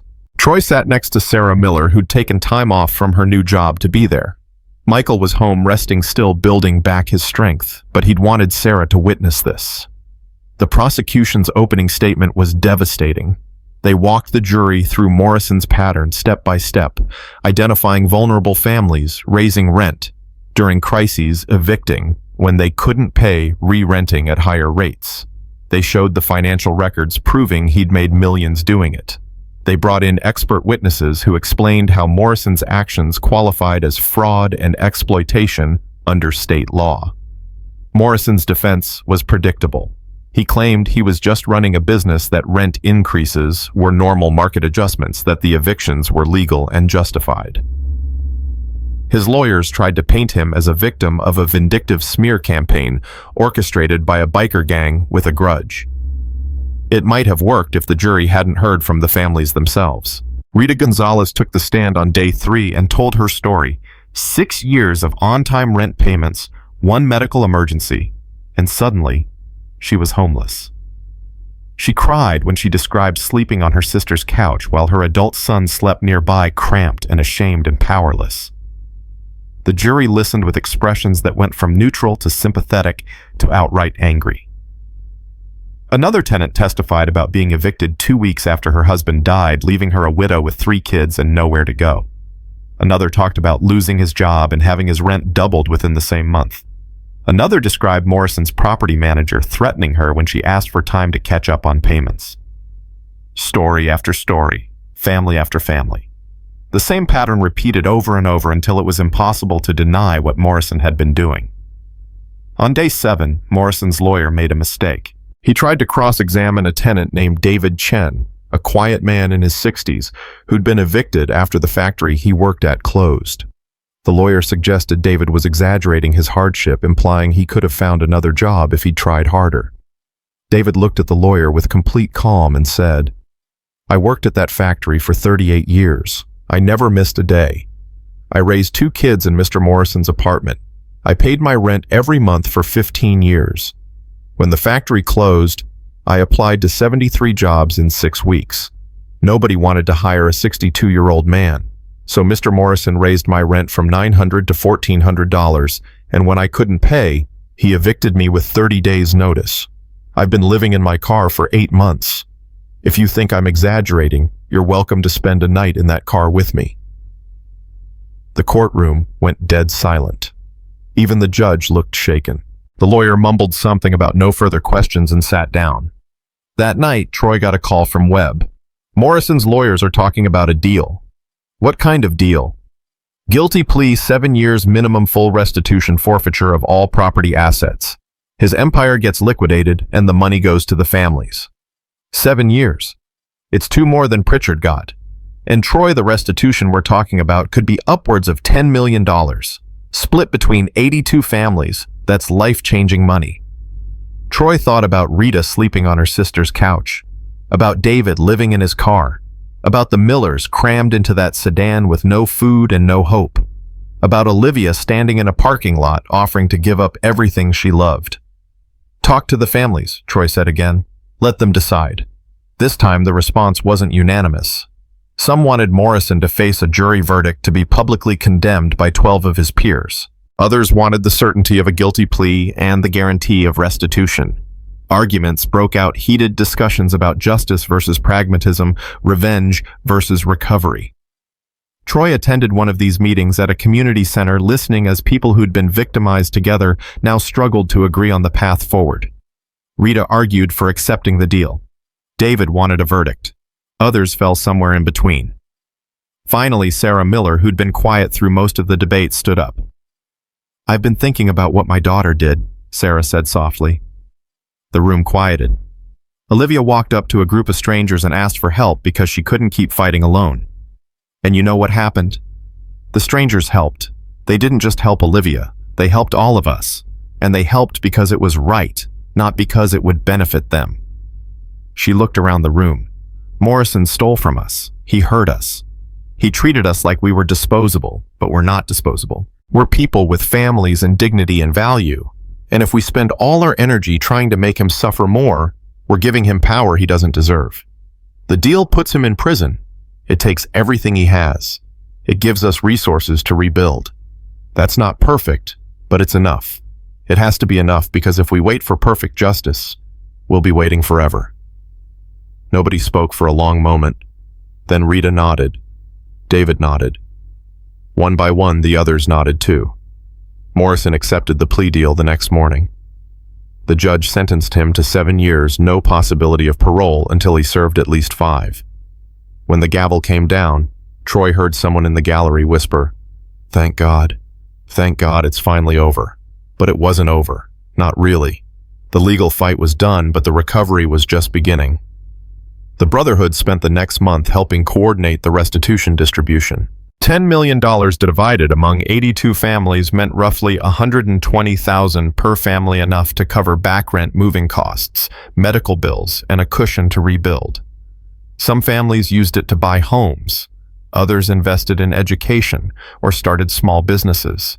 A few put it away for their kids' futures. The Miller family's share covered Michael's remaining medical expenses and gave them a down payment on a small house with a yard where Buddy could run. Sarah kept her job at the garage, and Michael eventually found work at a veteran-owned manufacturing plant that actually valued its employees. Olivia started 3rd grade at a new school. She made friends. She joined the soccer team. She drew pictures and played with Buddy and slowly stopped looking over her shoulder, waiting for the next crisis. Troy visited them one Saturday afternoon in November, pulling up to their new house on a street lined with maple trees, turning gold and red. Olivia was in the front yard teaching Buddy to catch a frisbee badly because Buddy was enthusiastic but uncoordinated, and when she saw Troy, she ran over and hugged him hard. "Look what we got."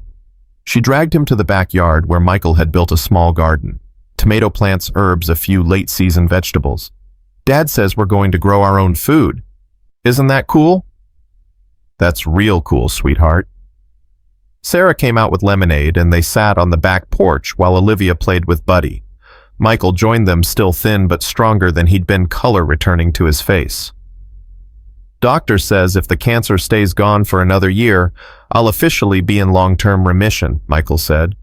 5 years after that and I'll be considered cured. That's great news. Troy, I need to say something. Michael set down his lemonade. What you did for us, for all of us, I'll never be able to repay that. I know. You keep saying we don't owe you anything. But I'm a father, and fathers teach their kids about right and wrong, so I need my daughter to understand what you did, because someday she's going to have a choice. Someday she's going to see someone who needs help, and she'll have to decide if she gets involved or looks away. And I want her to remember that when she needed help, you didn't look away. None of you did. Troy's throat felt tight. She's a good kid. She's going to be a good person. Because of you. No. Because of you and Sarah. You raised her right. All I did was give her a chance to keep being that kid instead of growing up too fast because the world was too cruel. They sat in comfortable silence for a while, watching Olivia play. The sun was warm. The air smelled like autumn leaves, and for the first time in months, Troy felt something close to peace. "The trial changed things," Sarah said suddenly. "Not just for us, for everyone. People are talking about tenant rights now. The mayor's task force is actually doing work. The city council passed new protections for renters. None of that would have happened if you hadn't stood up." Troy shook his head. "I didn't stand up first. Olivia did. She's the one who started this. Rest of us just followed her lead." As if she'd heard her name, Olivia came running over Buddy at her heels. "Mr. Troy, are you staying for dinner? Mom's making spaghetti." "I'd love to, but I've got to get back to the clubhouse. Rain check." "Okay," she hugged him again. "Will you come to my soccer game next week?" "Wouldn't miss it." Driving away from the house, Troy thought about everything that had happened since that morning in the diner parking lot. 2 months that had changed dozens of lives. 2 men in prison. Millions of dollars returned to people who'd been robbed. Policy changes that would protect future tenants and workers. A community that had learned it could fight back and win. And one little girl who'd been brave enough to ask for help, who was now playing in her own backyard with her dog, safe and fed and loved. That was worth everything. Every sleepless night, every confrontation, every moment of doubt. All of it worth this one simple outcome. A family restored, a childhood saved, hope replacing despair. Troy's phone buzzed. A text from Rev, another town called. "They've got a situation with a predatory payday lender. Want to help?" Troy smiled. The work never stopped. People needed help, and the Brotherhood would be there. He typed back, "Send me the details." Justice didn't end with one trial. It wasn't something you achieved once and then walked away from. Justice was ongoing work, daily decisions, people choosing again and again to stand up for what was right even when it was hard. The Brotherhood had started something in this town, but it was bigger than them now. It was a movement, a reminder, a promise that the powerful didn't get to hurt people without consequences, that the vulnerable weren't forgotten. That community meant something more than just living near each other. It meant watching out for each other. It meant showing up. It meant being willing to get involved, even when it wasn't easy or convenient. It meant remembering that every person had value, and that value didn't disappear just because someone was struggling. Troy rode through town as the sun set, painting everything orange and gold, and he felt the satisfaction of work, well done, mixing with the anticipation of work still ahead. There would always be more Pritchards and Morrisons. There would always be people who needed help. But there would also always be people willing to help. And that, more than anything, was what mattered. The clubhouse was decorated with balloons and streamers that looked completely out of place against the motorcycle parts and leather jackets, but nobody seemed to care. Troy stood near the bar watching Wrench try to hang a banner that kept falling down, and he couldn't stop the smile spreading across his face. "Higher on the left," Rev called out. "No, your other left." "I know my lefts, old man," Wrench shot back, but he adjusted the banner anyway. It read, "Happy Birthday." Olivia, in bright purple letters, her favorite color Linda had told them. And beneath it, someone had drawn a cartoon dog that looked vaguely like Buddy, if Buddy had been designed by someone who'd never actually seen a dog. "When did we become party planners?" Diesel asked, carrying in a cake box from the bakery downtown. "When a certain 7-year-old saved her family and reminded us why we do this work," Troy said. "You got a problem with that?" Diesel grinned. "Not even a little bit." The party was Troy's idea. Olivia's 8th birthday, her first birthday in the new house, her first birthday since everything changed. Linda had suggested having it at their place, but Troy wanted it here. Wanted Olivia to see the clubhouse, to meet the whole crew, to understand that the men who'd helped her family weren't just Troy, but all of them. That she had an extended family now, whether she knew it or not. Sarah had been hesitant at first when Troy called to invite them. "Are you sure a motorcycle clubhouse seems like an odd place for an 8-year-old's birthday party?" "Mrs. Miller, we've hosted everything from veterans benefits to charity fundraisers to wedding receptions in this building. Trust me, we can handle one birthday party. Besides, there's someone here who wants to meet Olivia." "Who?" "You'll see." Now, an hour before the party was set to start, Troy watched his crew transform the space.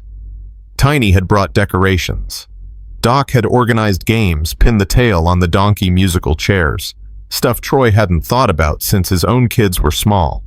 Chains had set up a photo booth with props. Nomad was working on a playlist of kid-friendly music, which was harder than it sounded when most of their usual selections involved songs about riding free and breaking hearts. "Troy," Linda called from the doorway. "They're here." Troy walked outside and found the Miller family climbing out of their car. Michael looked good, better than good, actually. He'd gained weight color in his face, moving without the exhaustion that had marked him before.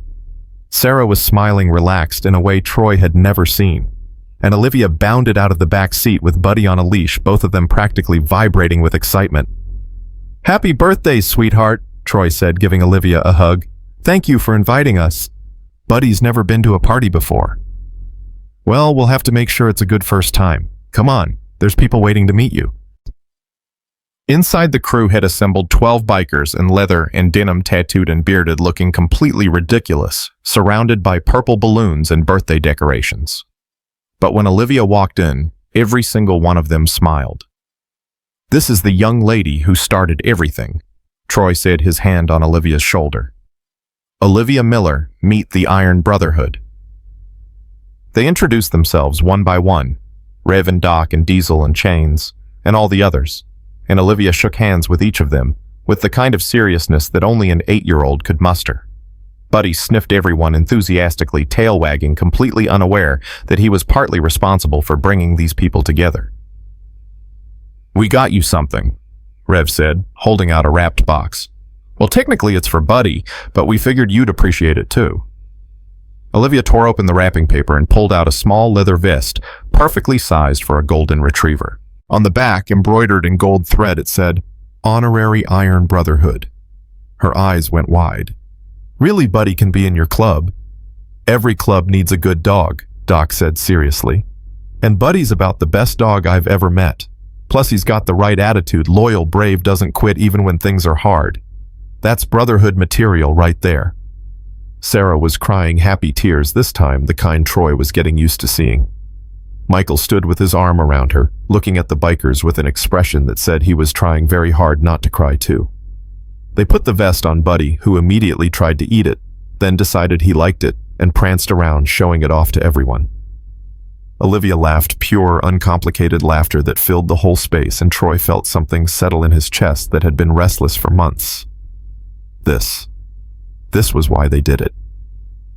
The party kicked into full gear. Kids from Olivia's new school showed up. Sarah had invited her classmates, and their parents had been curious enough about the infamous Iron Brotherhood to actually bring them.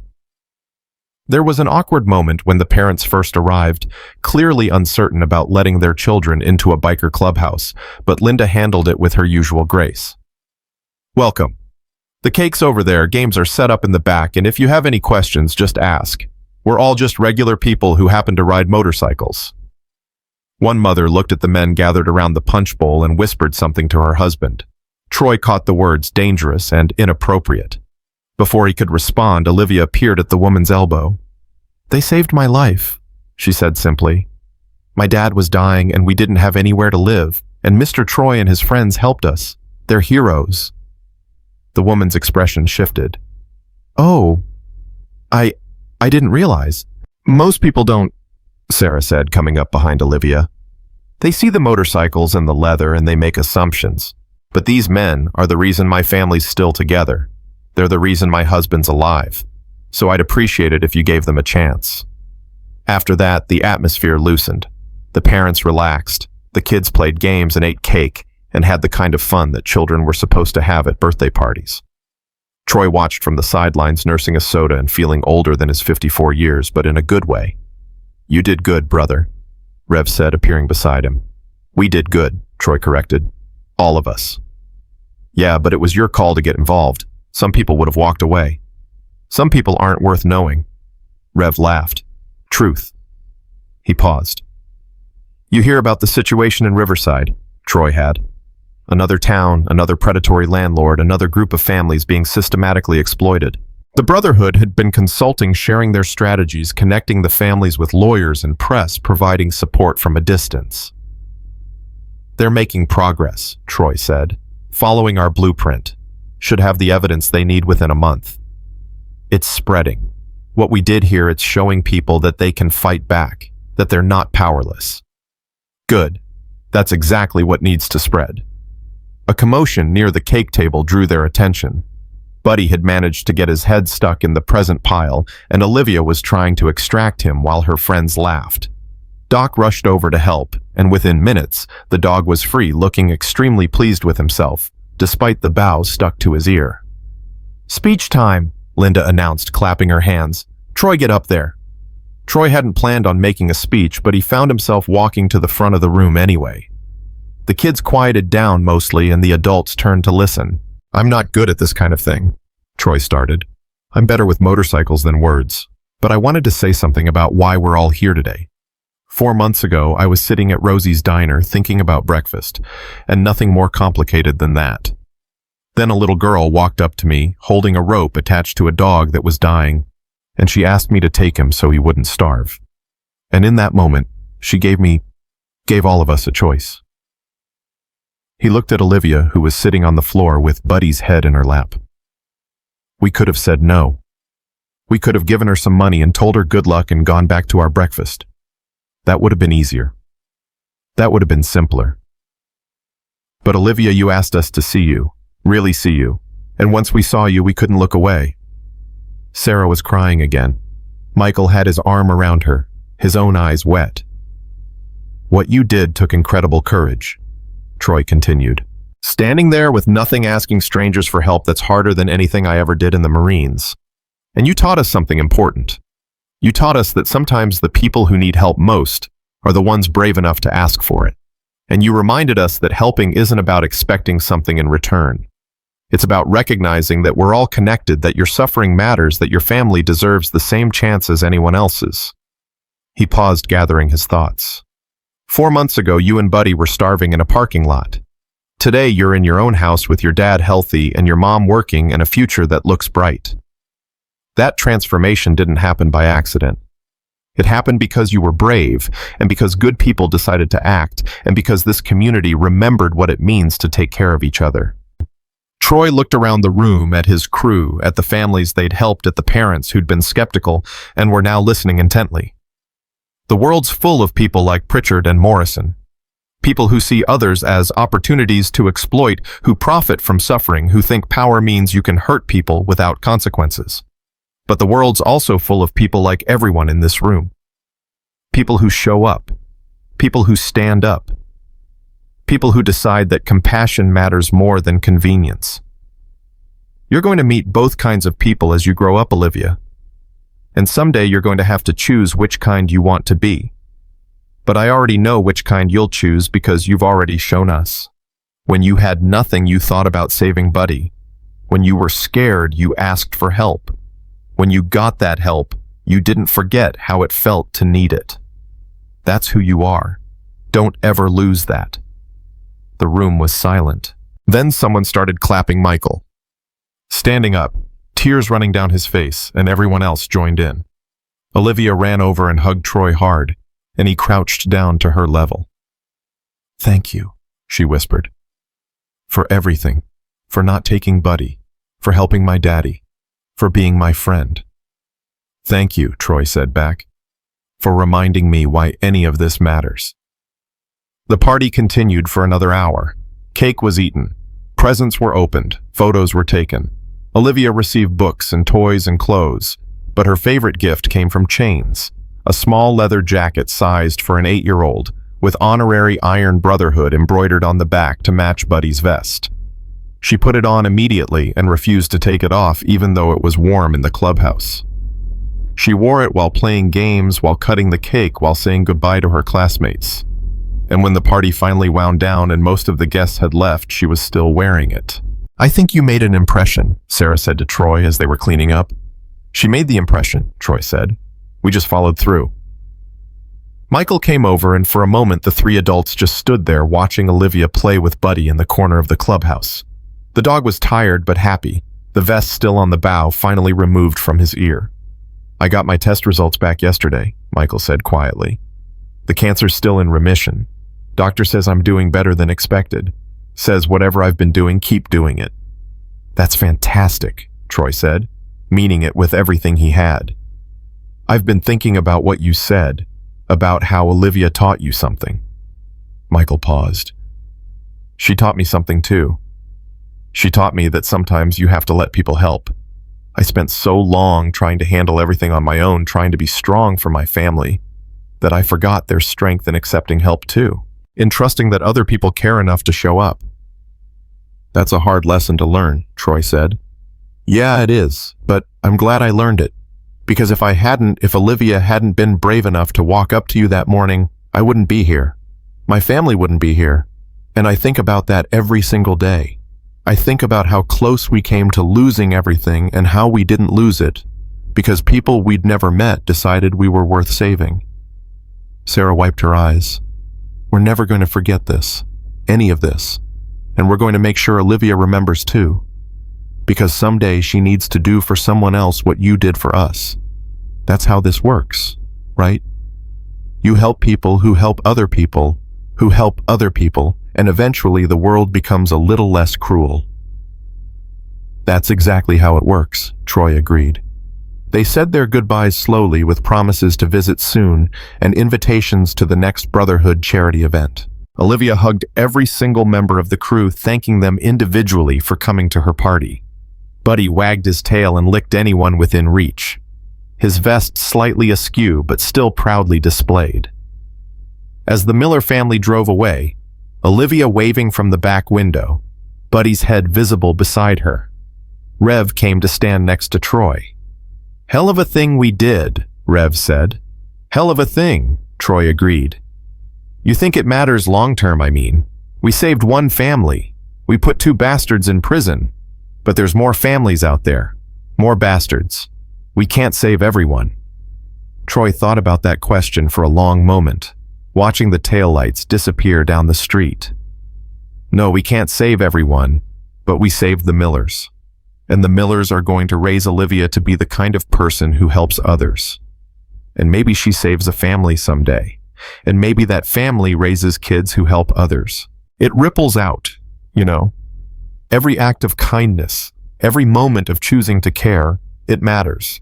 Maybe not in some grand save-the-world way, but it matters to the people it touches." "You get philosophical in your old age," Rev said, but he was smiling. "I get philosophical when 8-year-olds teach me lessons about courage." They cleaned up the clubhouse in comfortable silence, taking down decorations and packing away leftover cake. The other brothers drifted out one by one until it was just Troy and Rev and Linda who'd been quietly managing logistics all day. "That was a good party," Linda said, kissing Troy's cheek. "You did good." "We did good," Troy said, "because it was always we, never just him." That was what brotherhood meant. Shared purpose, shared responsibility, shared joy when things worked out. 3 weeks later, Troy got a package in the mail. Inside was a drawing crayon on construction paper, the kind of art that only a child could make. It showed a group of motorcycles, each with a stick figure rider, and in the center was a girl holding a dog's leash. Above it, in careful handwriting that had clearly taken time and effort, Olivia had written, "Thank you for being my angels." Troy taped it to the wall of the clubhouse right above the bar, where everyone could see it. It stayed there for years, a reminder of why they did what they did, of what mattered, of the responsibility that came with power and resources, and the ability to help. Other cases came and went. The Brotherhood helped a veteran facing eviction. They supported a single mother dealing with medical debt. They consulted with communities facing exploitation similar to what had happened here. Some cases were successful, others weren't.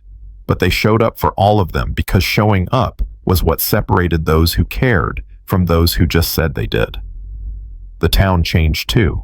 The mayor's task force led to actual policy reforms, stronger tenant protections, stricter oversight of employment practices, better enforcement of existing laws.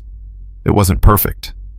Systems never were, but it was better than before, and better was worth fighting for. Pritchard served his 5 years and got out a broken man, his business gone, his reputation destroyed, facing a lifetime of explaining his criminal record to anyone who'd listen. Morrison served 7 years and came out to find that his properties had been sold off the money distributed to his victims, and his name synonymous with exploitation. Neither man would recover what they'd lost, and nobody shed tears for them. The families they'd hurt did recover, though, slowly, painfully, with setbacks and struggles, but they recovered. They found new jobs and new homes and new reasons to hope. They learned that bad things happening didn't mean bad things always happened, that cruelty wasn't inevitable, that community could be real and meaningful and powerful. And Olivia Miller grew up. Troy watched her grow over the years, staying connected with the family, attending her school plays and soccer games and birthday parties. He watched her go from that scared 7-year-old in the parking lot to a confident teenager who volunteered at food banks and organized fundraisers for homeless families and talked about becoming a social worker when she grew up. "I want to help people like you helped us," she told Troy when she was 16, sitting in the garage where Sarah still kept the books. "I want to be there for families who don't have anywhere else to turn." "You'll be good at it," Troy said, meaning it. "You've got the most important qualification. You understand what it feels like to need help. That empathy, that memory, don't ever lose it." "I won't, I promise." And she kept that promise. Went to college on a scholarship funded partly by the restitution money and partly by the Brotherhood's education fund.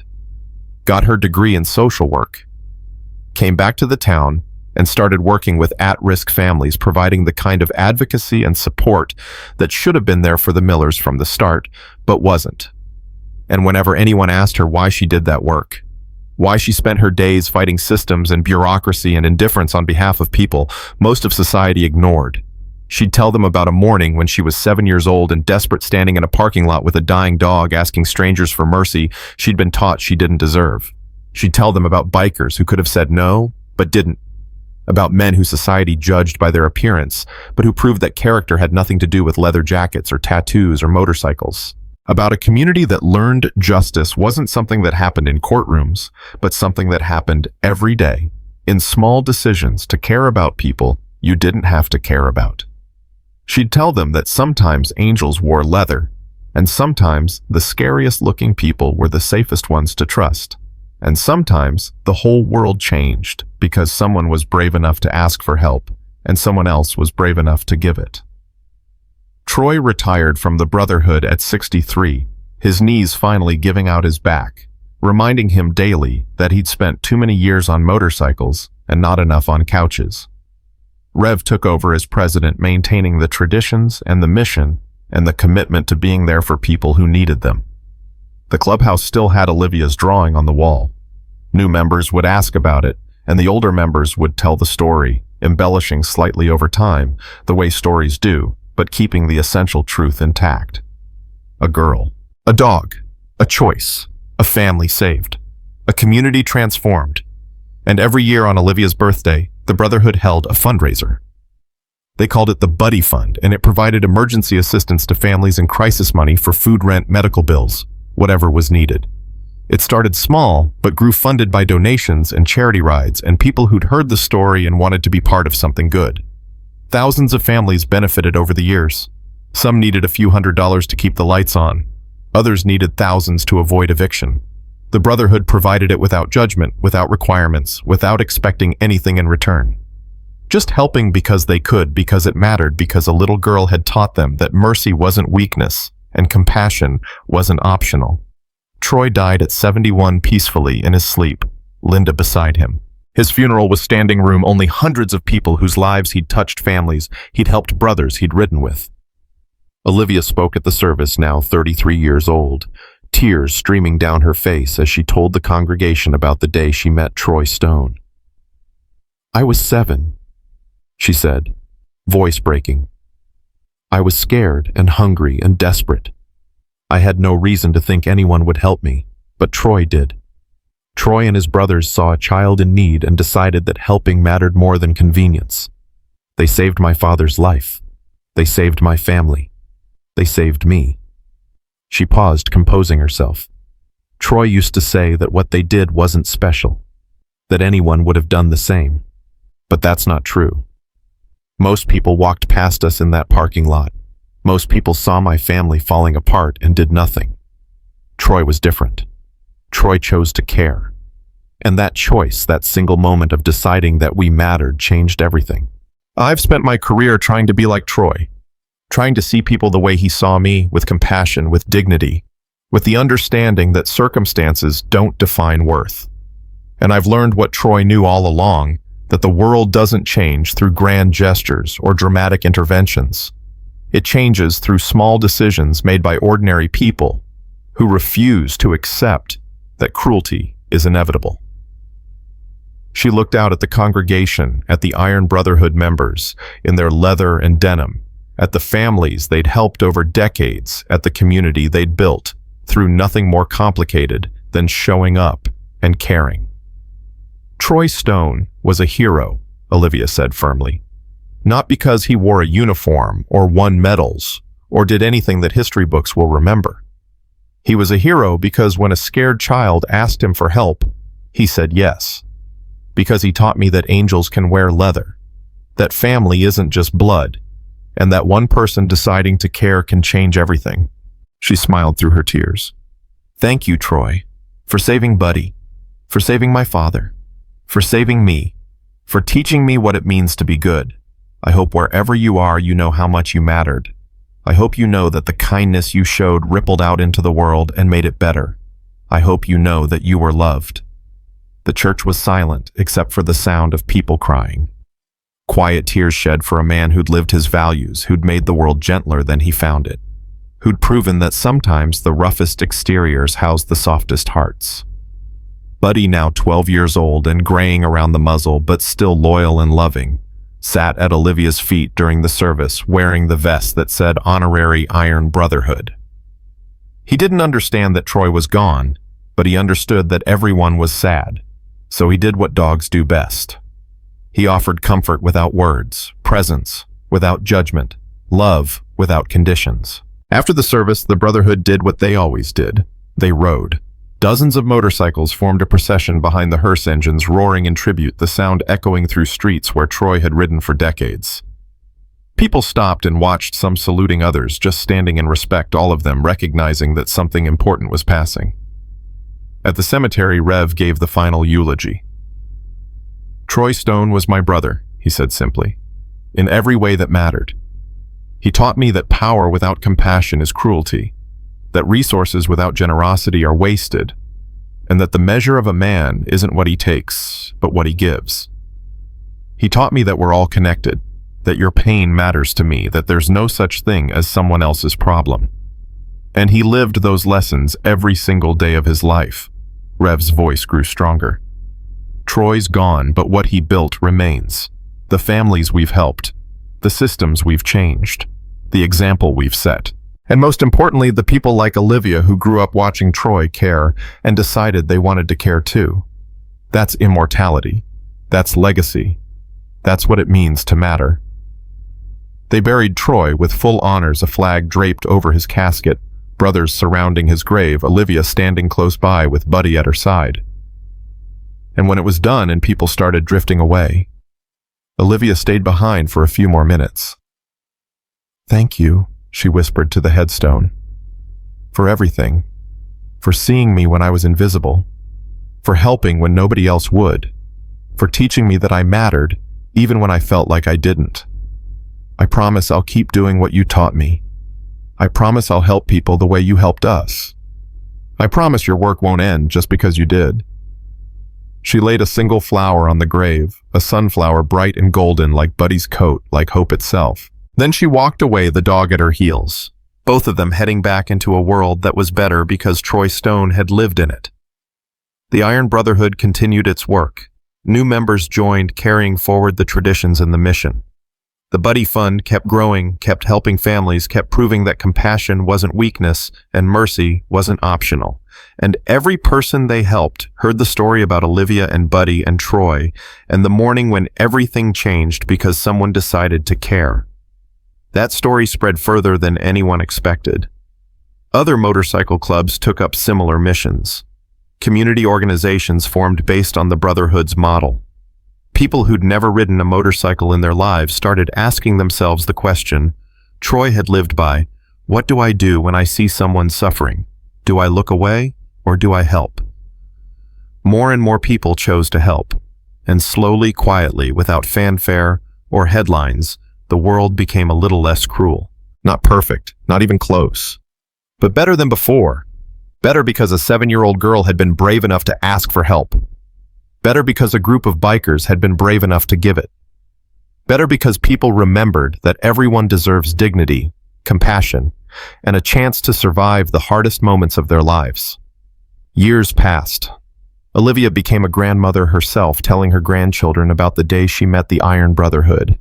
Buddy's vest, worn and faded but still intact, hung in a frame in her office, a reminder of where she came from and why her work mattered. And sometimes when she was helping a family in crisis, she'd think about Troy and smile. She'd think about how one moment of kindness could ripple forward through decades, touching lives that never even knew where the ripple started. She'd think about how the world changed not through dramatic revolution, but through quiet decisions to care about people you didn't have to care about.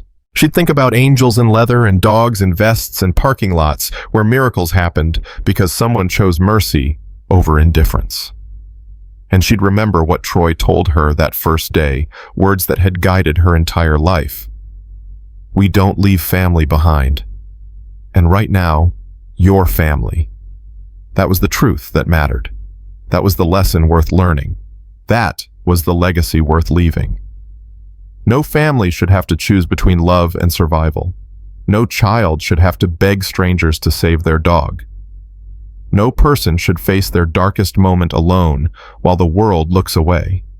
And when good people decide those things are unacceptable, when they decide to show up and care and fight for those who can't fight for themselves, everything changes. Sometimes angels wear leather. Sometimes hellraisers are exactly what heaven needs. And sometimes the most important thing anyone can do is say yes when a desperate voice asks for help. That was Troy Stone's gift to the world. That was the Iron Brotherhood's mission. That was Olivia Miller's inheritance, the knowledge that she mattered, that her family mattered, that everyone mattered, and that choosing to care was the most powerful thing any human being could do. The story didn't end with Troy's death. It continued in every family the Brotherhood helped, every policy they influenced, every person who heard about what they did and decided to do something similar in their own community. It continued in Olivia's work, in her children's values, in a legacy of compassion that spread further than anyone could have imagined when it all started with a girl and a dog and a parking lot full of motorcycles. And somewhere in all of that, in the families restored and the lives saved and the community transformed, there was a simple truth that Troy had understood better than most. Justice wasn't something that happened to you. It was something you made happen. And sometimes all it took was one person brave enough to ask for it, and another person brave enough to deliver it, and everything that came after was just the world remembering what it meant to be human.